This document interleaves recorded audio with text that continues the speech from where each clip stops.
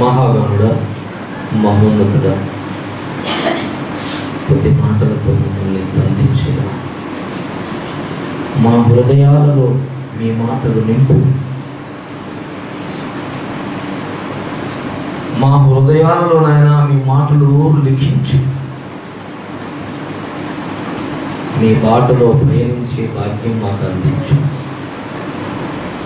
వినగలిగే చెవి గ్రహించే మనసు నుంచి మీ మహిమార్థమై మాకు బ్రతుకును దయచేయండి.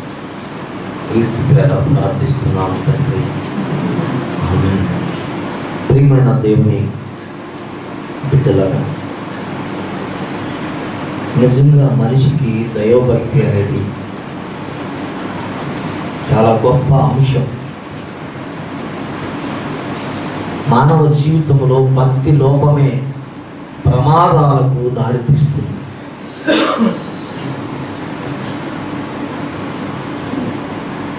అందుకే దైవభక్తి చాలా విలువైనది. మన క్రిస్టియన్స్లో పెళ్లి ఏర్పాట్లు జరగాలని పిల్లల్ని చూద్దాం అనుకున్నా, పిల్లగాన్ని చూద్దాం అనుకున్నా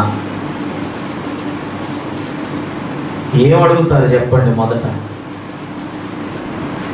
అబ్బాయి మంచిగా చర్చికి వెళ్తాడా అని అడుగుతారు.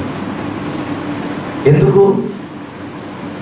మా అమ్మాయికి ఈపు సాపు కాకుండా ఉంటుంది. చర్చికి ఎందుకు వెళ్తున్నాడు అని అడుగుతారంటే, చర్చికి వెళితే భక్తిగా ఉంటాడు, భక్తిగా ఉంటే బుద్ధిమంతుడు అవుతాడు. బుద్ధిమంతుడు ఒక ఆడపిల్లకు భర్తగా దొరికితే ఆ బిడ్డ ఆశీర్వదింపబడతాడు. ఎంత ఆనందంగా ఉంటుందండి జీవితం. అలాగే ఆడపిల్లల విషయంలో కూడా వారిని ఎవరైనా వివాహానికి వచ్చినప్పుడు మరి దేవుడికి ప్రార్థనలు బాగా చేస్తారా మీ బిడ్డ అని అడుగుతారు క్రైస్తవ వివాహంలో. ఇక తర్వాత కట్నాలు అడుగుతారు, కానుకలు అడుగుతారు, అందచందాలు చూస్తారు. కానీ వాటన్నిటితో వీటిని కూడా ముడిపెట్టారు అంటే క్రైస్తవులు భక్తికి విలువను ఇచ్చారనమాట. భక్తికి విలువనిచ్చారు. మీ అమ్మాయికి మంచి దేవుని పాటలు వస్తాయా అంటే గుడికి వెళ్తుందా, ప్రార్థన చేస్తుందా, చెప్పిన మాట ఓబిడియంట్గా వింటుందా, దేవుడి పరిచయంలో ఉంటుందా, దేవుడికి ఇస్తుందా? అవునండి, మా బిడ్డ దేవుడు అంటే పడి చచ్చిపోద్దండి, అంత భక్తి అండి దానికి. తల్లిదండ్రులు ఎలా చెప్తారు తెలుసా? మా బిడ్డ అండి బంగారం అండి, ప్రార్థనా పరులండి, అది లెగిస్తున్న కూర్చున్న ప్రార్థన లేకుండా బ్రతకదండి అని చెప్తుంటారు సంబంధాలు వచ్చినప్పుడు. ఎంత అదృష్టం. అందుకే క్రైస్తవ్యంలో భక్తికి మహాప్రాధాన్యత ఉంది ప్రపంచం మొత్తంలో. సరే, క్రైస్తవుల్లో కొందరు భక్తిహీనులుగా ఉండొచ్చు, దానికి నేనేం సమాధానం చెప్పను, అది వారి విజ్ఞత. మనం ఎలా ఉండాలి అంటే దేవునికి భక్తులమైపోవాలి. భక్తి ఎలా ఉండాలి అంటే దేవుడు మెచ్చేంత గొప్పగా ఉండాలి. అలా మనం ఉన్నప్పుడు మన జీవితం ఆశీర్వాదం, మనతో ఉన్నవారి జీవితం కూడా ధన్యముగా మారిపోద్ది. పిల్లరా, వండర్ఫుల్గా ఉంటాయి. కొన్ని విషయాలు మనం అవగాహనలో తీసుకుందాం.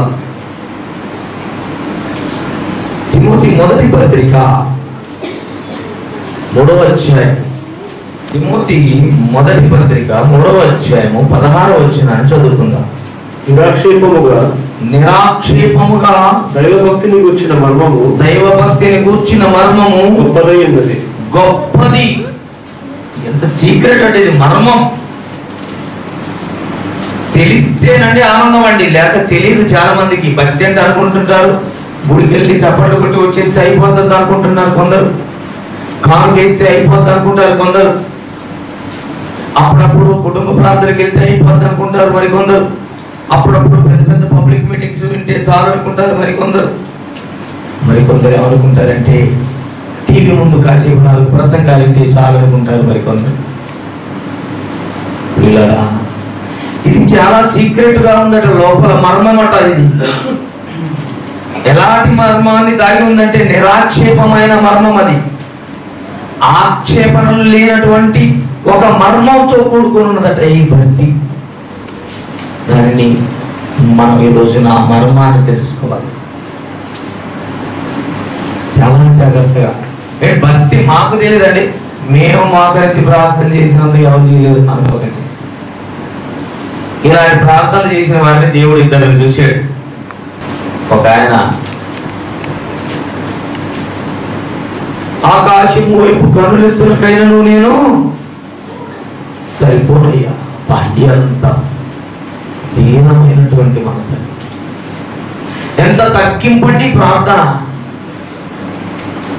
దేవుడు చూస్తుంటాడు, ప్రార్థనలో కూడా భక్తిని మనం చూస్తూనే ఉంటాడు. మరొక ఆయన ఇచ్చాడు ప్రేయర్ చేయడానికి. లూకాసువార్తలో రాయబడిన మాట చూస్తున్నాడు. ఆయన అంటున్నాడు, అయ్యా ఇదిగో ఈ సుంకరి వలే కాక. చూసే ఎవరిని చూపిస్తున్నాడు ప్రేయర్ చేసేటప్పుడు. ప్రేయర్ చేసేటప్పుడు పక్కన ఎందుకు చూడడం అంటే వీడికి కంపారిజన్ అనే ఒక గుణం ఉందన్నమాట. ప్రార్థన జీవితంలో కంపేర్ చేసుకోవడానికి కాదు మనం ఉన్నది, దేవుడి చేత ఆశీర్వదింపబడడానికి మనం ప్రేయర్ చేయాలి. ఇప్పుడు వచ్చి అంటున్నాడు, ఈ సుంకరి వలే కాక నీకు దశమ భాగమును నిచ్చుచున్నానయ్యా. ఓ ఎంత పెద్ద ప్రార్థన. దేవుడికి నువ్వు దశమ భాగం ఇస్తున్నప్పుడు దేవుడికి తెలుసు అంటారో తెలీదా?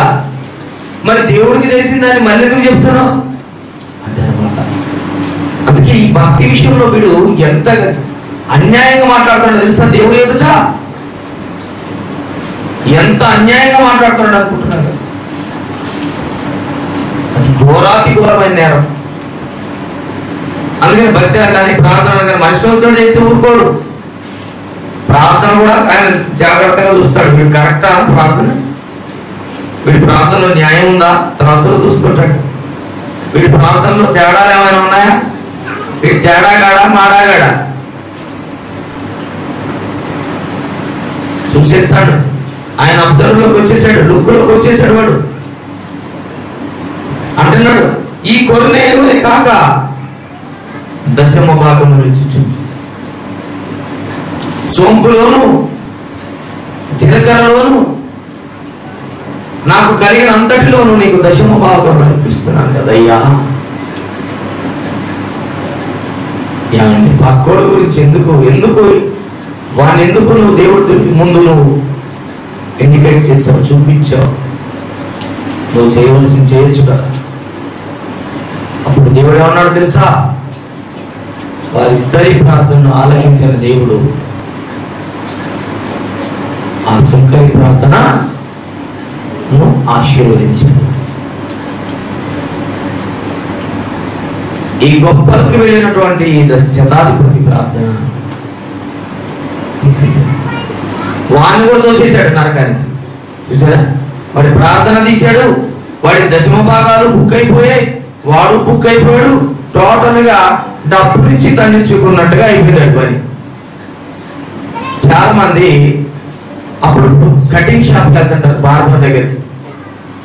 కటింగ్ అయిపోయిన తర్వాత మరి కొంచెం గోడల్లోనూ మెడల్లోనూ నరాలు కొంచెం నొప్పిగా ఉన్నాయి, ఆయన తలకాయ కూడా దిమ్ముగా ఉంది, ఒకసారి పట్టు అంటారు. మీకు తెలియదు, లేడీస్కి తెలియదు, జెంట్స్కి తెలుసు బాగా. పట్టమనగానే ఆయన ఏం చేస్తాడు తెలుసా? టప్ప కొడుతుంటాడు పైన. కొట్టినందుకు ఆయనకి ఏమి ఇవ్వాలండి?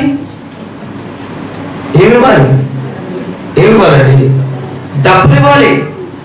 డబ్బు ఇచ్చి తల్లించుకోవడం ఉండాలి. అర్థమైందా? డబ్బు ఇచ్చి తల్లించుకోవడం. దేవుని బిడ్డలారా, ఇక్కడ వీడు దశమ భాగం ఇచ్చాడు, దేవుడికి ఇవ్వాల్సింది ఏదో ఇచ్చాడు. ఇచ్చిన తర్వాత లెక్కలు కట్టుకున్నాడు మనసులో. కట్టుకొని వాడు ఇవ్వలేదు కదా, నేను ఇచ్చాను కదా, వాడిని నీటితో ఇలా లేడు కదా, నేను ఇలా ఉన్నాను కదా. అబ్బా, కంపారిజన్ ఎక్కువైపోయింది, కంపు కొడుతుంది దేవుడి తల్లి. కంపేర్ చేసుకున్నాడు అంటే కంపు అండి. మనం కూడా అప్పుడప్పుడు అంటుంటాం, భలే మంచి ప్రార్థన చేసింది, ఏమైతే బాగలేదు, ఆయనైతే భలే ప్రార్థన చేశాడు, ఈయనైతే భలే పాట పడి. ఏంటి కంపారిజన్? ఎందుకని? దేవుడికి ఆర్తనాదం కావాలి, గాత్రనాదం కాదు. కీర్తన. నువ్వు ఎలా పాడినా దేవుని మహిమపరచగలగాలి, దేవుని ప్రసన్నతను చేసుకోగలగాలి, దేవుడు నీ వైపుకు చూసినంత గొప్పగా నీవు దేవునికి కనపరుచుకోవాలి. భక్తి ద్వారా భక్తి దేవుడిని నీ వైపుకు మళ్ళించుకునేటట్లుగా చేస్తుంది. అందుకే దైవభక్తి చాలా వాల్యుబుల్ అండి, చాలా వాల్యుబుల్. అది లేనివాడు భూమి మీద ఏనాటికి దేవుని దర్శనం పొందలేడు. చూసారా, భక్తి అలా ఉంచుకోవాలి, చాలా జాగ్రత్తగా ఉంచుకోవాలి. చూద్దాం భక్తి గురించి రెండు మంచి మాటలు, వ్రాయబడిన మాటలు చూసుకుందాం. అందుకే చెప్తుంటే చాలా సీక్రెట్ అంటది. దైవభక్తిని కూర్చిన మర్మము గొప్పది. దేవుని పెట్టారా, ఎందుకు ఇంత మర్మంగా ఉంది? ఆ మర్మం ఏమిటో ఒకసారి ఆలోచించేద్దాం. ఎందుకు ఈ మర్మం అంత జాగ్రత్తగా చెప్తున్నాడంటే 4వ అధ్యాయంలో 8వ వచనం అందులోనే చూడండి, చక్కగా విడదీస్తున్నాడు. శరీర సంబంధమైన సాధకము కొంచెము మట్టుకే ప్రయోజనకరం. కొంచెం తర్వాత చదువుదాం. శరీర సంబంధమైన సాధకాలు కూడా చేస్తుంటాం మనం, కానీ ప్రయోజనం లేదనుకోకండి. ప్రయోజనం ఉంది, కానీ దీనిని మించిందట దైవభక్తి. శరీర సంబంధమైన సాధకం అంటే ఏంటి తెలుసా? ఇచ్చుట, దేవుని కొరకు, మరి మనల్ని మనం ఒక పని కొరకు సిద్ధపరచుకుంటా, మన శరీరంతో కష్టపడుట, దేవుని ఇష్టాన్ని నెరవేర్చడానికి. ఇదంతా శరీర సంబంధమైన సాధకంలో ఒక పాత్ర. అది కొంత మట్టుకు ఆశీర్వాదకరమే, పర్వాలేదు. కానీ దీనిని మించింది దైవభక్తి అంటున్నది లేఖనం. నువ్వు శరీరంతో చేసినంత చేసినా అది కొంచెం మట్టుకే ప్రయోజనకరం, కొంత మట్టుకు.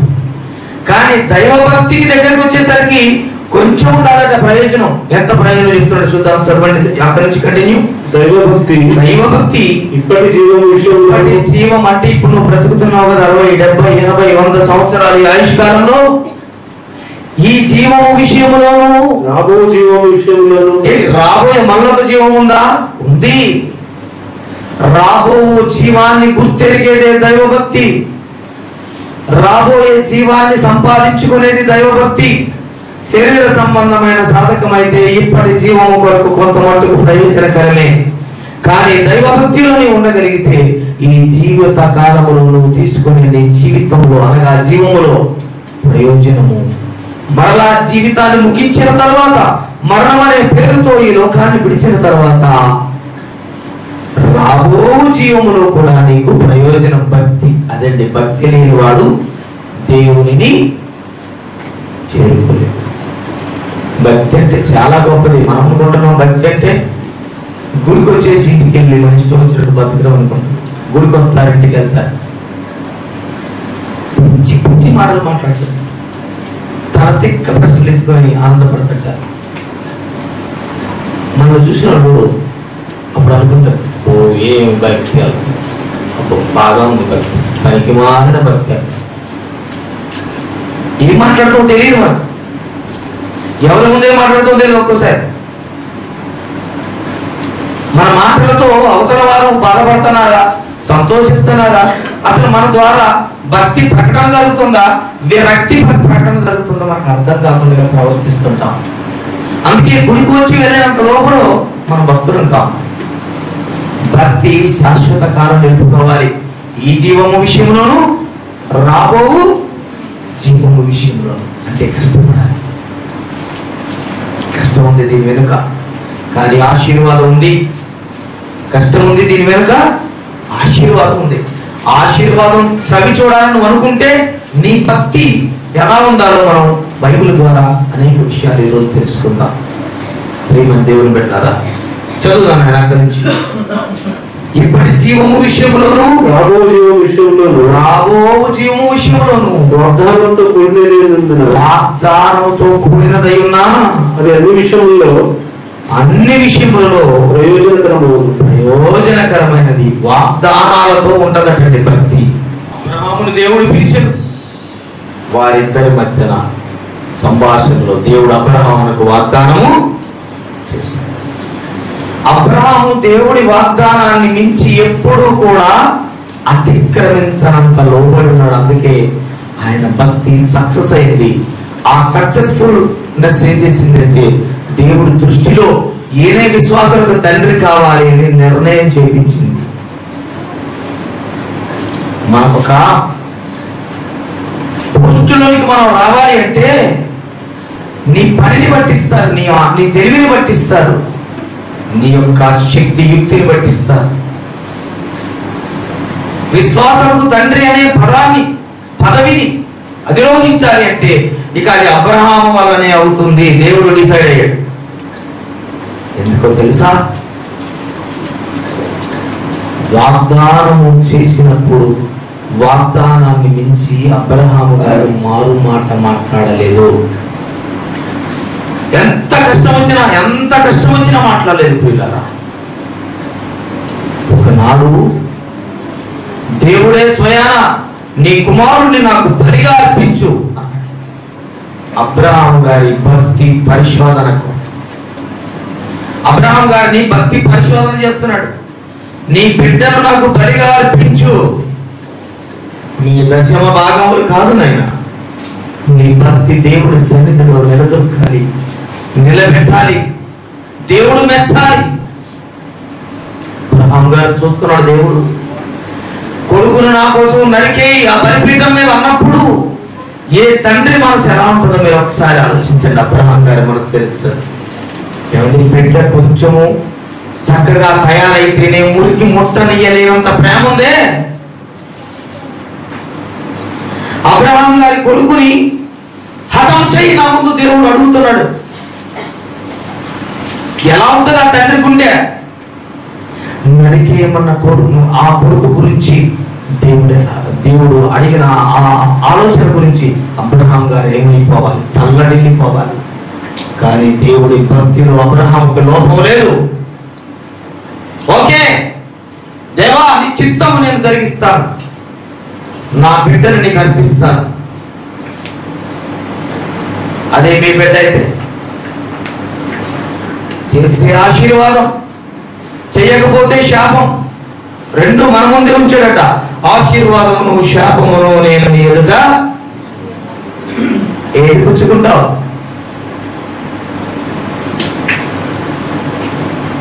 ఏది పుచ్చుకుంటావు? గరళమా, అమృతమా? గరళం అంటే విషం, అమృతం అంటే జీవం. ఏం పుచ్చు?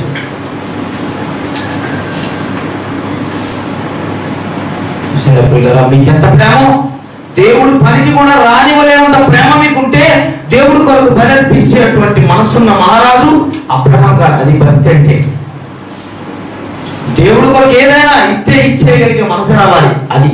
అది మనకి ఇంకా వచ్చిందని నేను అనుకోవటం లేదు. దేవుడికి అలా మీరు కనపడితే మంచిది.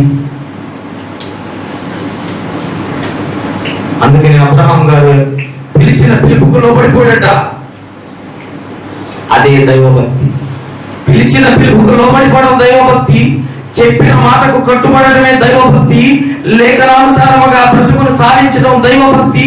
లేఖనములతో కూడుకున్నదట దైవభక్తి. చదవండి మరొకసారి పెట్టి. చాలా మందికి దైవభక్తి రహస్యాలు పంచటం లేదు.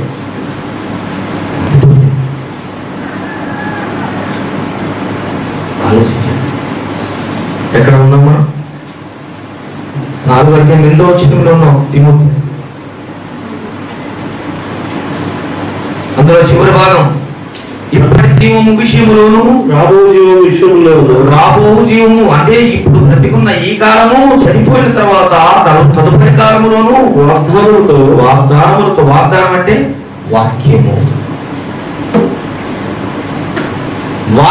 వాగ్దానముతో కూడుకున్నది. అది దైవభక్తి. వాక్యముతో ముడిపడి ఉన్నది.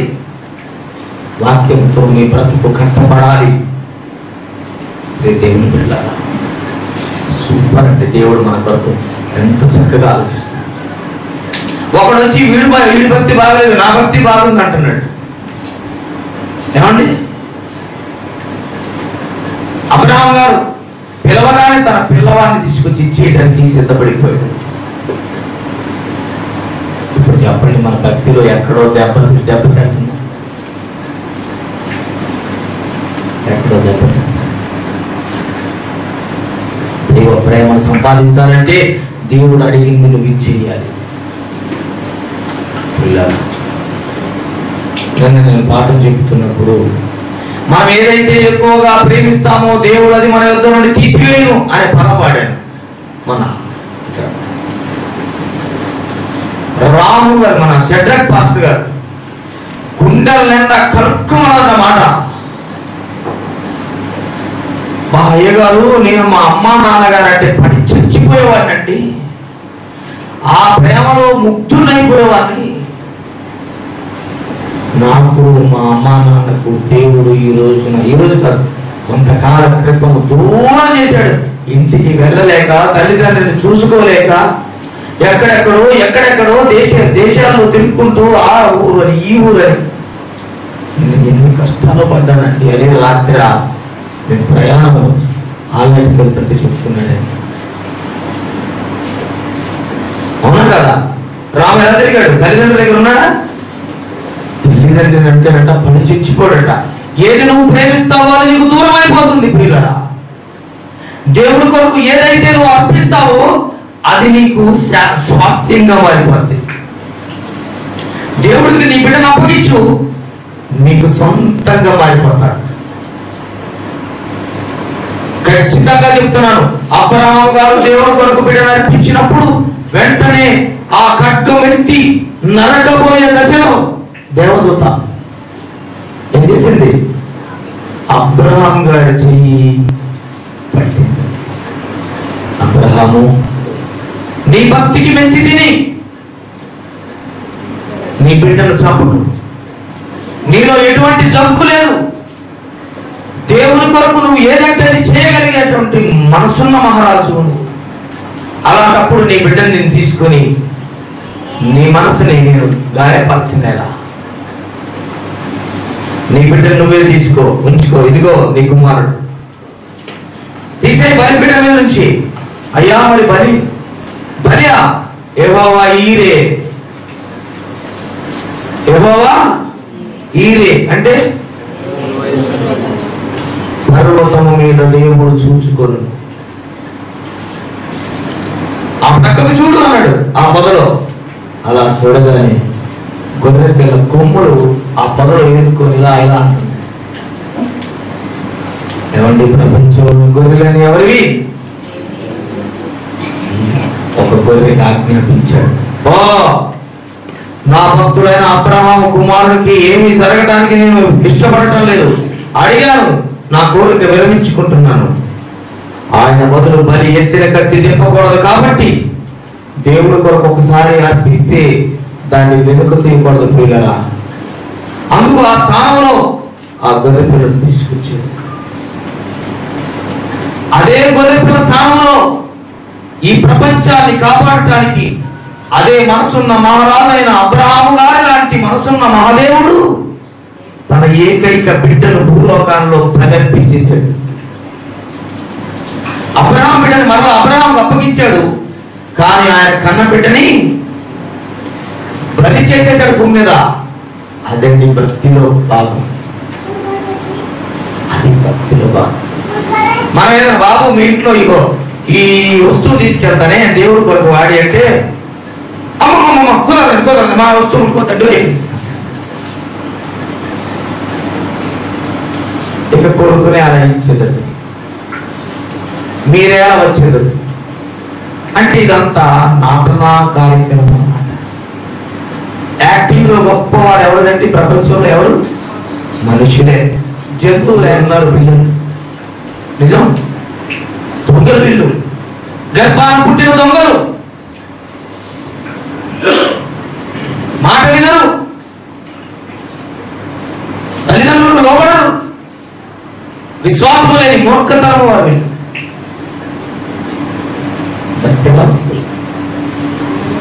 అబ్రహాము కుమారుడు ఏమన్నాడు తెలుసా? బలి అర్పిస్తా, అయ్యా ఓకే, నేను ఓకే, నన్ను నరికే, నేనైతే ఒప్పుకుంటున్నాను. అందుకే సైలెంట్గా ఉన్నాడు. నానా నానా నానా బలిపశు ఏది, గొర్రెపిల్ల ఏదని అడిగితే ఏం చెప్పాలో అర్థం కాక గుండెల్లో కుమిలిపోయాడు. దేవుడే చూసుకుంటాడు. అంటే దేవుడు అడిగాడు అన్న కాబట్టి పిల్లరా, ఇంకా చక్కటి విషయానికి మరొక విషయానికి తీసుకెళ్తాను, ఆలోచన చేద్దాం. ఆలోచన 3వ వచనం కూడా చూడండి పిల్లరా. ఎవడైనాను మన ప్రభు అయిన యేసుక్రీస్తు యొక్క వారి యొక్క హితవాక్యములను దైవభక్తికి అనుగుణ్యమైన బోధను అంగీకరింపక ఎవడైనా కనుక దేవుని యొక్క హితవాక్యమును అంగీకరింపకపోయినా, దైవభక్తికి అనుగుణ్యమైన బోధ కూడా ఉంటుందండి బైబిల్ గ్రంథం. అందుకే వాగ్దానములతో కూడింది అది.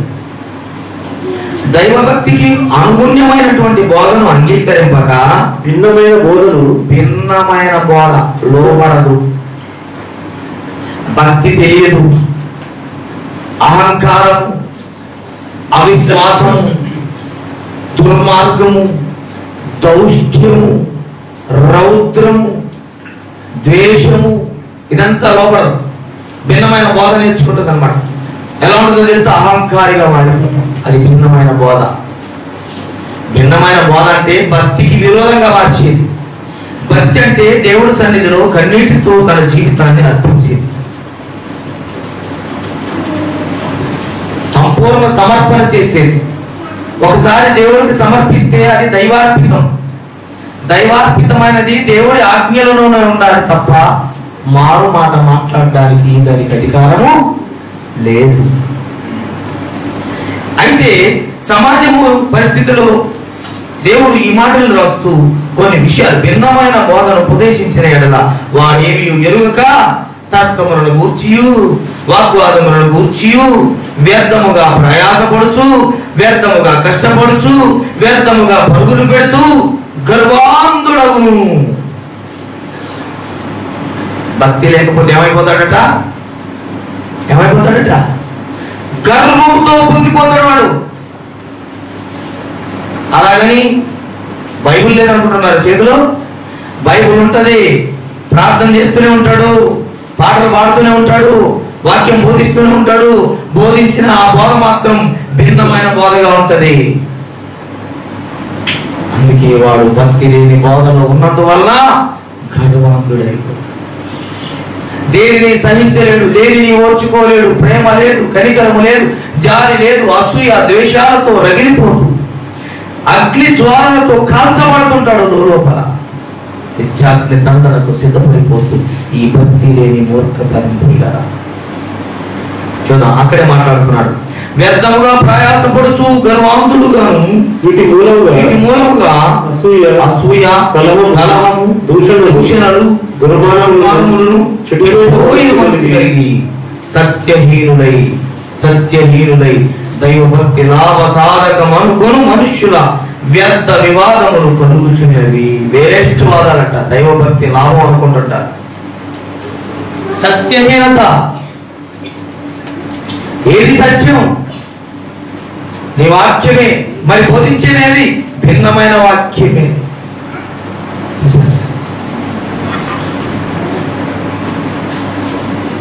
ఎలా ఉంటుంది మరి భిన్నమైన బోధ? ఎలా ఉంటుంది? పౌలు గారు పరమ పాపాత్ముడని నిర్ణయించేటట్లుగా ఉంటుంది. పౌలు గారు దేవునిలోనికి వచ్చిన తర్వాత పవిత్రమైన జీవితానికి వారసుడయ్యాడని చెప్పేంత గొప్పగా ఉండదు అది భిన్నమైన బోధ. పౌలు గారికి కలంకాలు అంటగడితే మన కలంకాలు దాచుకోవచ్చు అనుకుంటుంది భిన్నమైన బోధ. యోహాను గారికి కలంకం అంటగడితే మన కలంకం దాచుకోవచ్చు అనుకుంటుంది భిన్నమైన బోధ. అందుకే అసూయలు వ్యర్థమైన కార్యక్రమాలు, అంతా డిస్ట్రాయ్ అయిపోయే ప్రమాదాలు, ఎన్నో ఆత్మలు నరకానికి జారిపోతున్న వేళ భక్తి గురించి తెలియాలి ప్రపంచానికి. అందుకే దేవుడు నా మనోనేత్రాలతో ఈ మాటలు వెలిగించి మీతో చెప్పమన్నాడు. చూడండి పిల్ల, ఇంకేమంటున్నాడు తెలుసా? సంతుష్టి సహితమైన దైవభక్తి, సంతుష్టి సహితమైన దైవభక్తి గొప్ప లాభసాధకమై ఉన్నది. ఇప్పుడు మనం ఎలాంటి దైవభక్తి పొందాలో తెలుసా? ఆ వ్యర్థ వివాదాలతో కూడిన దైవభక్తి అవసరం లేదట. అది మిమ్మల్ని గర్వాదులుగా మారుస్తుందట. సంతుష్టినిచ్చే భక్తి కావాలి. సంతుష్టి, నేను సంతుష్టి పరచాలి భక్తి. దేవుడికి సంతుష్టిగా నిన్ను నిలబెట్టాలి భక్తి. అలా సంతుష్టిగా నీ ఉండి, అయ్యా నేను ఆకాశము వైపు నేను కన్నులెత్తుటకు యోగ్యుడను కాను, నేను నీ ముందు నిలబడి మాట్లాడుటకైనను నాకు యోగ్యత లేదయ్యా, ఈ దీన మనసు గలవాడను నన్ను ఆశీర్వదించు అని నీ తగ్గింపుతో నువ్వు ఉంటే సంతుష్టిగా దేవుడికి కనబడతావు. లేకపోతే హెచ్చించుకుంటే గర్వాంతుడిగా నిలిచిపోతావు దేవుడి సన్నిధిలో, దేవుడి యొక్క లుక్కులో. పిల్లరా చూడండి ఎంత చక్కటి విషయం. సంతుష్టికరమైన దైవభక్తి గొప్ప లాభసాధకం, గొప్ప లాభం ఉంది. బైబిల్ చెప్తుంది పిల్లరా, భక్తిగా ఉండండి, లాభం ఉంది. మరి భక్తిగా ఉండటం అంటే ఇంకా ఉన్నాయి చాలా చక్కటి ఇంకొక మాట చూసుకుందాం, ఇంకొక చక్కటి విషయాలు చూద్దాం.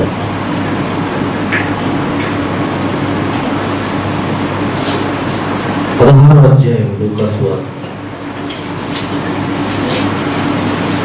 బైబిల్ గ్రంథాల్లో భక్తుల భక్తులు చరిత్రకెక్కారు. వారి పేర్లు నమోదు ఎందుకు అయ్యాయంటే వారి భక్తిని చూసిన దేవుడు వారిని మనకు సాదృశ్యంగా ఉంచాడు. 16వ అధ్యాయంలో 14వ వచనం. ధనాపేక్షగల పరిచయులు ఈ మాటలన్నీ విని, పరిచయం అంటే ఎవరు అనుకుంటున్నారు? పరిచారం చేస్తుంటారు దేవుడి పేరు మీద. ఎరుషలేము దేవాలయములో పరిచర్య చేసేవాళ్ళు వీళ్ళు, పరిచారకులు. ఈ మాటలు పౌలు గారు బోధిస్తుంటే ఆ మాటలన్నీ విని ధనాపేక్షతో ఉన్నారు వాళ్ళు, భక్తిగా లేనట్టు వాళ్ళు. వారు ఆ పరిచర్య ఎందుకు చేస్తున్నారు? ఎరుషలేము దేవాలయంలో ధనాపేక్ష, డబ్బు సంపాదన కొరకు దేవుడు పరిచర్య చేస్తున్నటువంటి వారికి పౌలు గారి మాటలు వినేసరికి గింగిరాలు తిరిగిపోయింది బోర. చదవండి మరొకసారి. పరిచయులు ఈ మాటలన్నీ విని ఆయనను అపహాసించుచుండగా, యేసును పౌలును అపహాసించుచుండగా ఆయన మీరు మనుషుల ఎదుట నీతిమంతులని అనిపించుకునేవారు గాని దేవుడు మీ హృదయాలు బాగా చూస్తున్నాడు. ఓపెన్ చేసేసాడు సీక్రెట్. మనుషుల ఎదుట భక్తి భక్తి భక్తి,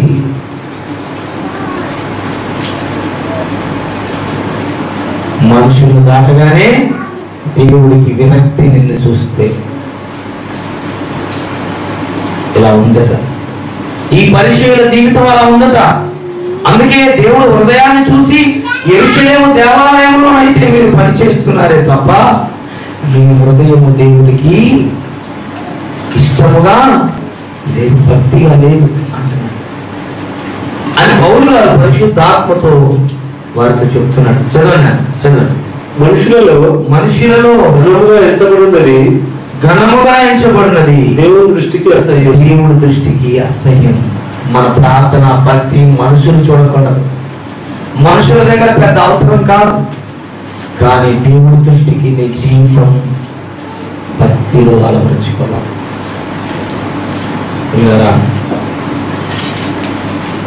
14వ వచనం చూద్దాం. 16వ అధ్యాయం 14వ వచనం. ధనాపేక్షగల పరిచయులు 16వ అధ్యాయం 14వ వచనం.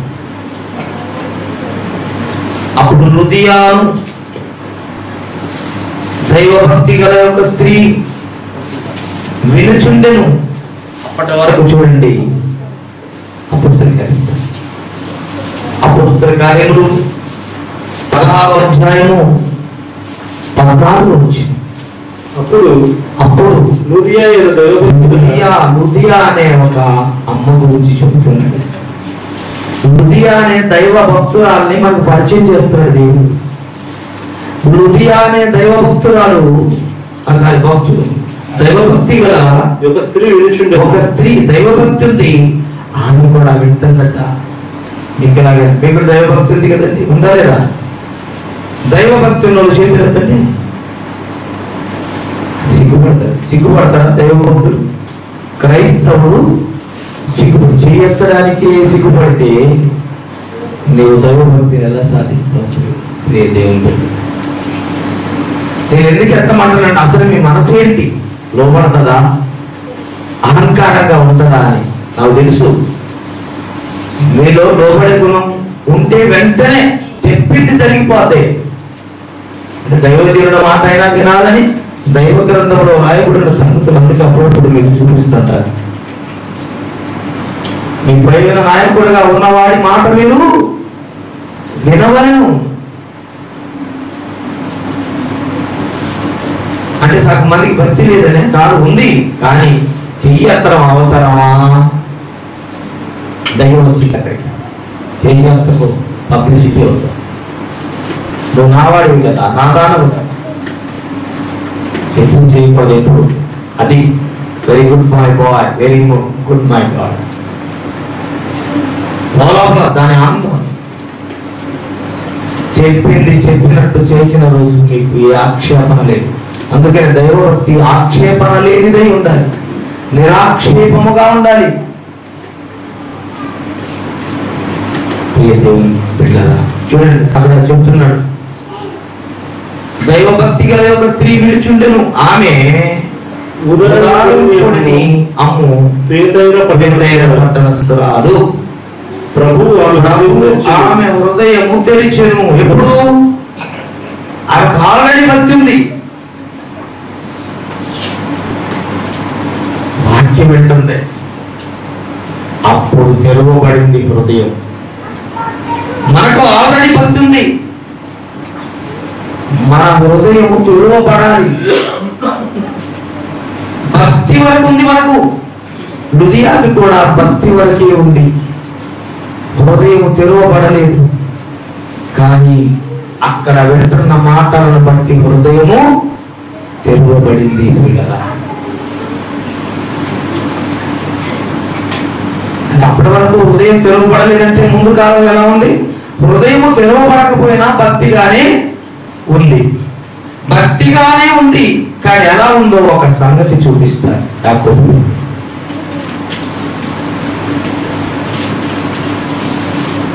1వ అధ్యాయం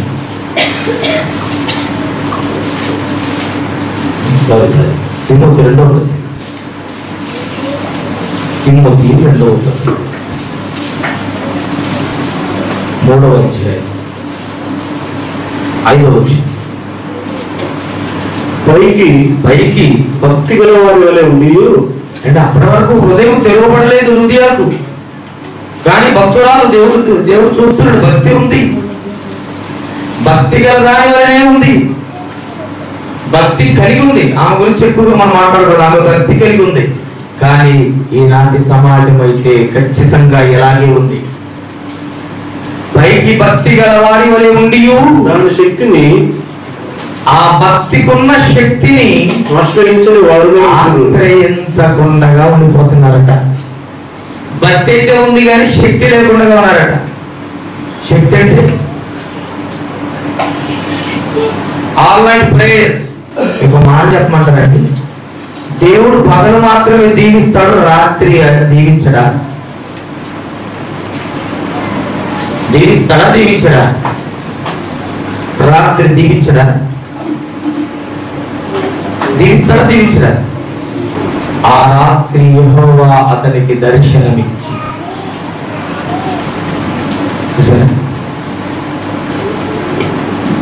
ఎక్కడ అడవుల్లో ఒక రాత్రిని తలగడ చేసుకున్నటువంటి మనిషికి ఆ రాత్రికి రాత్రి సమాధానం దేవుడు దీవిస్తాడు పిల్లల. ఎన్నో విషయాలు రాయబడి ఉన్నాయి, రాత్రికి రాత్రి దేవుడు దీవించిన విషయాలు. మోషే గారు 40 రాత్రులు దేవుడితో ముఖాముఖి. ఆ మధ్యరాత్రి పౌలు సీనులు పాటలు పాడుచున్నారు దేవుడి యొక్క దీవెన. ఎందుకు దీవించాడు? సమయమందును అసమయమందును నీ ఆత్మను రక్షించుకోడు, ప్రయాసపడు, అనేక ఆత్మల రక్షణకు సిద్ధపడు.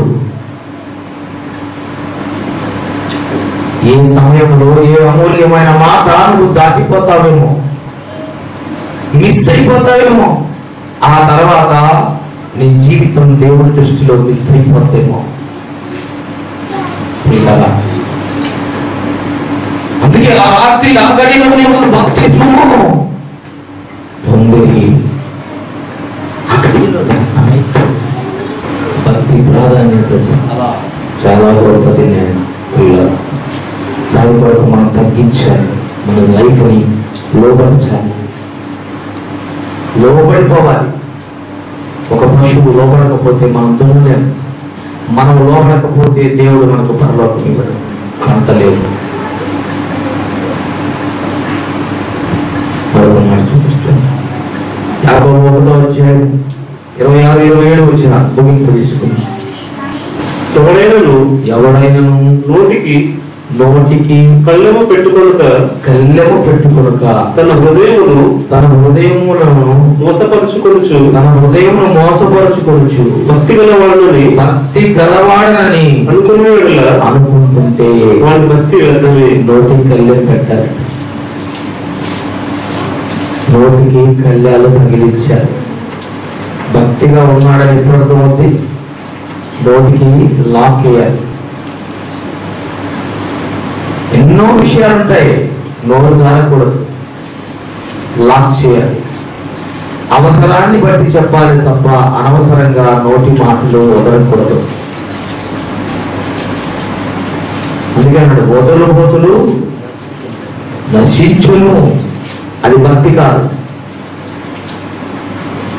అది భాగ్యం కాదు. మీరు నోటికి కళ్ళెం పెట్టాలి, అప్పుడు భక్తి అంటే మీకు అర్థమవుతుంది.